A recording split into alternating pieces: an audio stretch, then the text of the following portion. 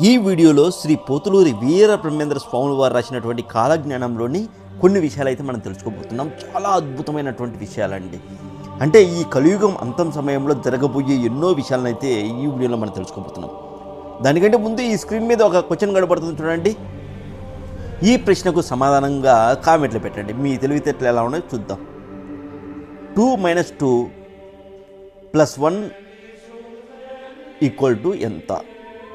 Okay, ఈ ప్రశ్నకు సరైన సమాధానం పెట్టండి కింద కామెంట్లో. ఇకపోతే ఈరోజు మనం శ్రీ పోతులూరి వీర బ్రహ్మేంద్ర స్వాములు వారు రాసినటువంటి కాలజ్ఞానంలోని కొన్ని విషయాలు అయితే మనం తెలుసుకుందాం. అందులో మొదటిది, ఆకాశమునందు కొండంత ఉన్నటువంటి నక్షత్రము ఒకటి కనిపించెను. అది యుగమార్పు అని ప్రజలు పూజలు సలిపారు. 4 ముఖములుండి నక్షత్రములన్నీ కూడా ఆకాశమున పుట్టుకొచ్చాను. 6 మాసాలు వాటిని జనులు చూశారు. 4 ముఖాలు ఉన్నటువంటి నక్షత్రాలు ఆకాశంలో కనబడతాయని, అవి 6 నెలల పాటు కనబడతాయని చెప్తున్నారు.